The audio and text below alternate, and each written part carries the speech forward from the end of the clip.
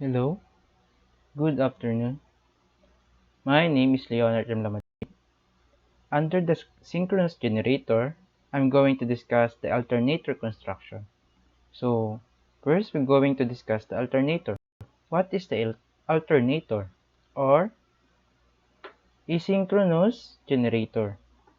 An alternator is an electrical generator that converts mechanical energy to electrical energy in the form of alternating current. So, we are going to transform or convert the electrical energy to a mechanical energy to electrical energy using the alternator. In principle, an any AC electrical generator can be called an alternator, but usually the term refers to a small rotating machine driven by automotive and other internal combustion engine. So, the alternator refers to a small rotating machine driven by automotive and other internal combustion. Then, the synchronous motor always runs at a constant speed called synchronous speed. So the alternator is always run at a constant speed. So here is the alternator construction.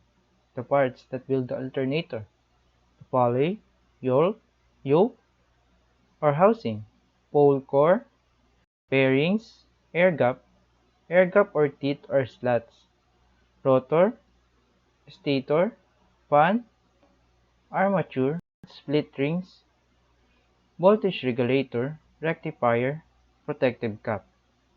So here we have the two main parts, the rotor and the stator. So what is the rotor? Here we have the image of the AC generator. Here, here we can see the different parts of the alternator. Here is the pulley, the housing, the front and rear, the bearing, the rotor, the rotating part, and the stator or the stationary part, voltage regulator, rectifier, and protective cap. So the stator and the rotor is the two main part. They are the power generating component of the synchronous generator. They are the power generating. So they are the power making of the alternator. The relative motion. These two are the relative motion between rotor and the stator induce the voltage between the conductor.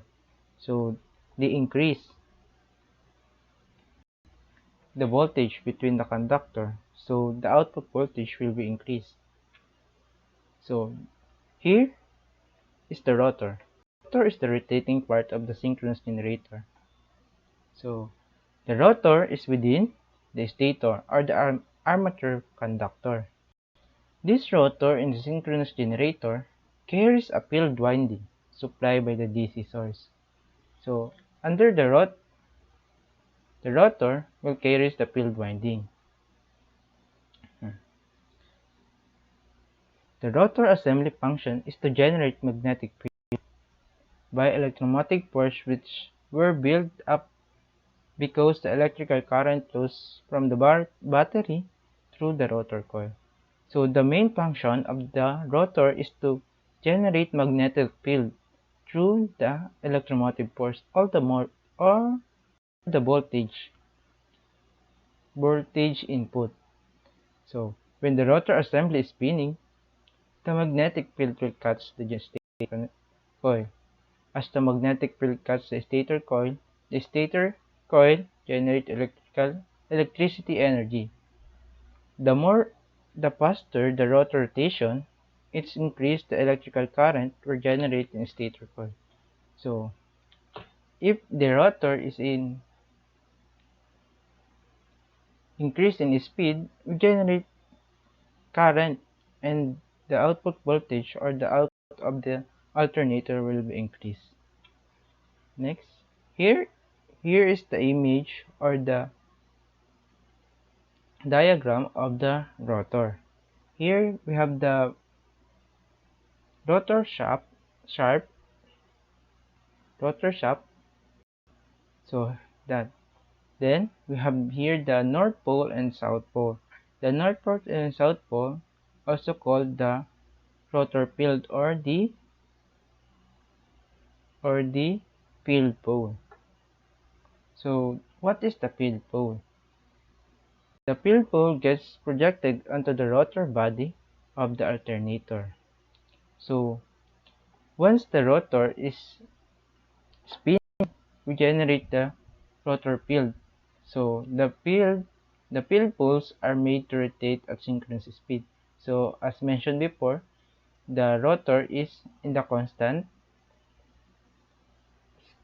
speed. So or the synchronous speed.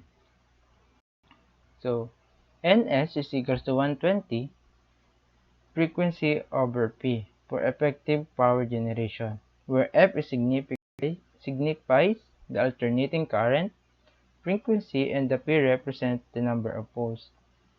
So here is the equation for synchronous speed. So it's equals to 120 multiplied by frequency over number of poles. So in this image, we can see the rotor field or the field pole is made up of the north and south pole. Next, the stator. The stator is the stationary part of the synchronous generator, and the armature conductors are housed or wound in the stator. So, as mentioned before, the stator, or as its name suggests, it is the stationary part of the synchronous generator, and the armature conductors are wound on the stator. It is made from an iron ring laminated by silicon steel with slats. So, in the stator, we have the slats or teats or the air gap. So, the special magnetic material used in the stator allows high magnetic permeability as well as low magnetic hysteresis. The core and the stator is laminated, which minimize the effect of eddy current losses. So here in the stator, we have the effect of eddy current losses. So the current loss will be reduced or minimized. A thin coated oxide enables the passing of the cold airflow. So using the thin coated of the oxide, we have the fan or the cooling airflow. The stator assembly function is to generate electric current as the stator assembly, being electromagnetic. As the stator coil, the stator is a stationary set of windings that surrounds the rotor. The coil built in round shape, so the rotor assembly can rotate inside the stator. So the stator is in the round shape. So here the image. The outermost is the yoke or the housing. The stator is wounded in the yoke. So here we have the armature.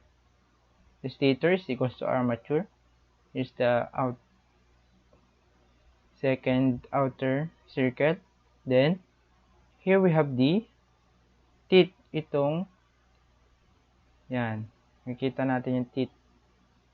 Then next, before we discuss the other parts, let's move to the next, the other parts. So here we have the pulley. The pulley function is to rotate the rotor assembly as the engine is running. Yes, the pulley works as a connector between the rotor assembly and the engine through a drive belt known as alternator belt or serpentine belt. So here, here in the pulley, we connect it to the device using the alternator belt.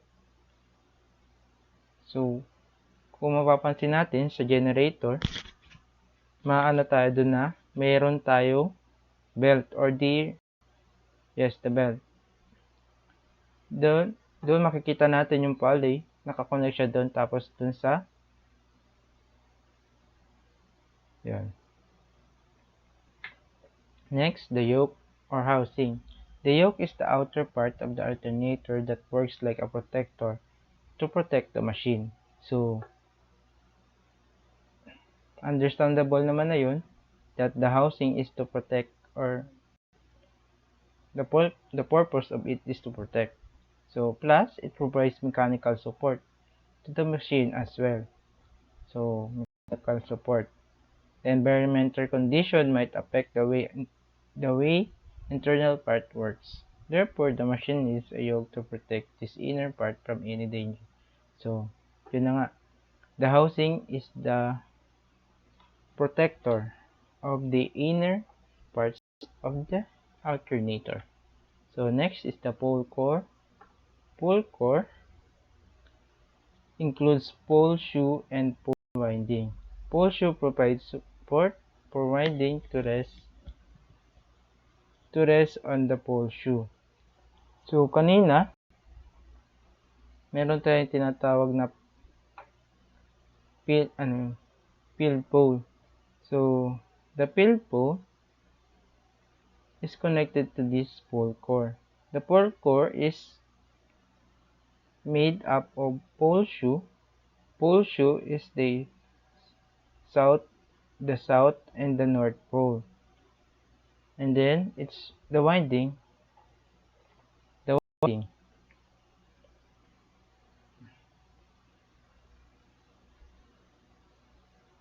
Next, here we have bearing. The bearing. What's the here is an image of the bearing, the rear part and the front. The bearing function is to make the rotor assembly rotate freely. So the sole purpose of the bearing is to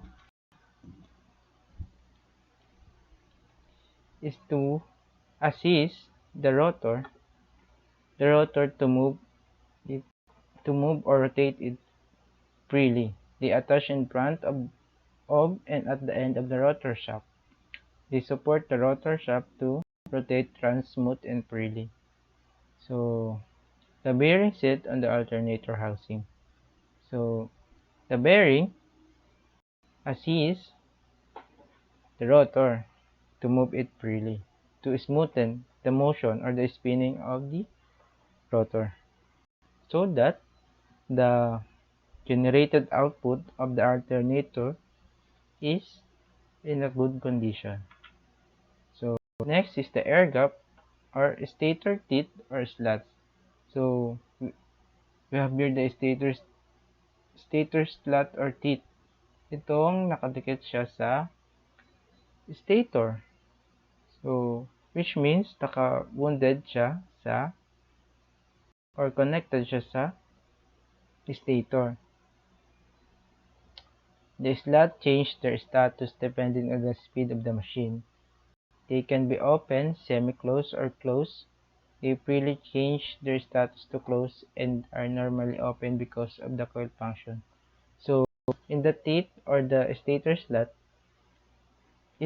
dito natin makukuha yun So, dito natin mapadaan yung current. So, they can be open, semi-closed, or closed. So, they rarely close. They always open.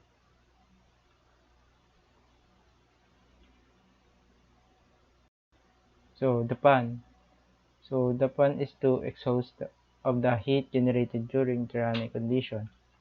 Next, the armature core.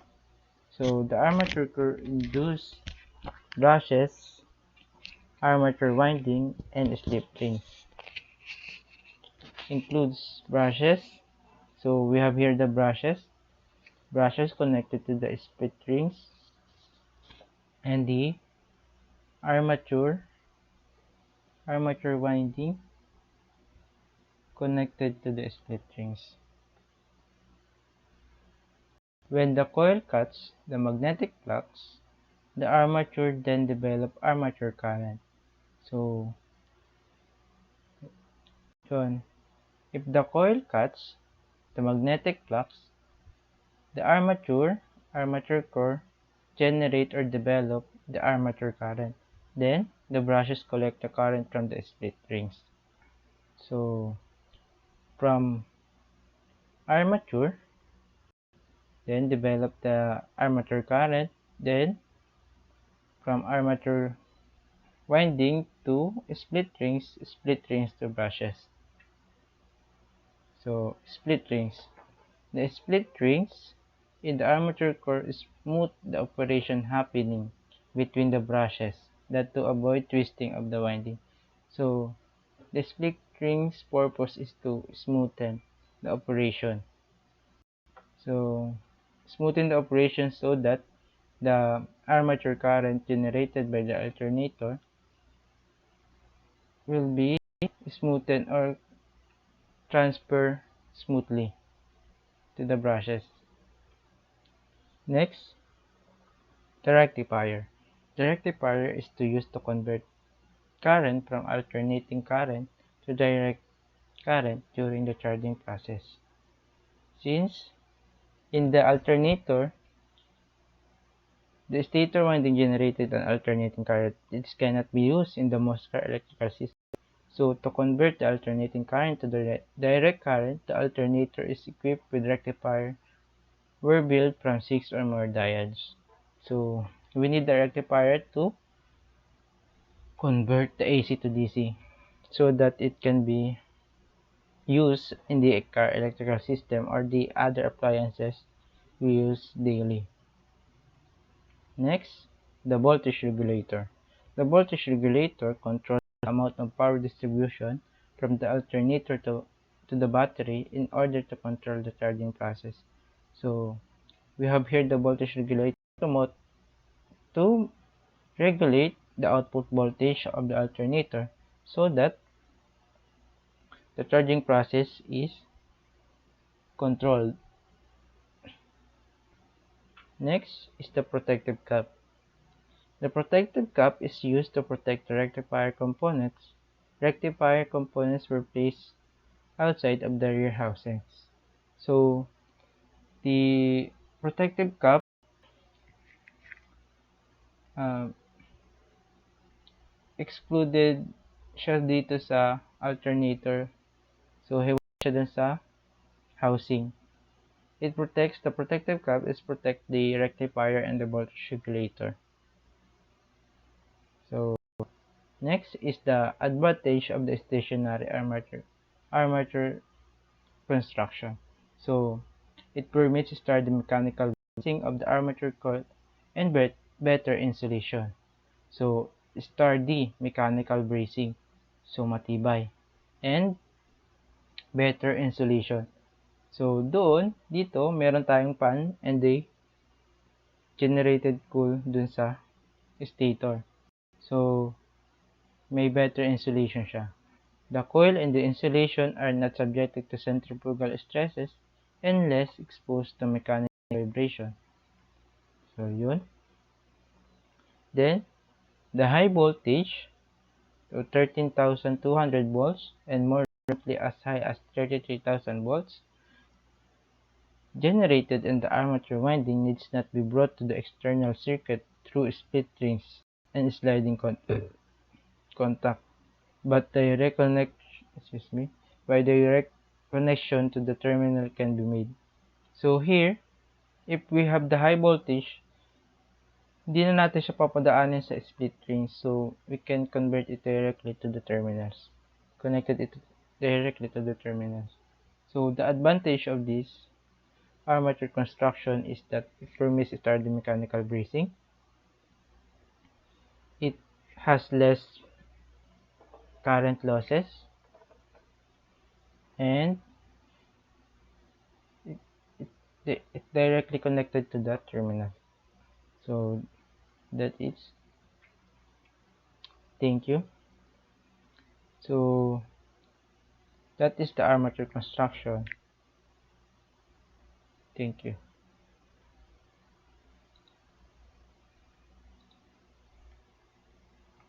20 minutes.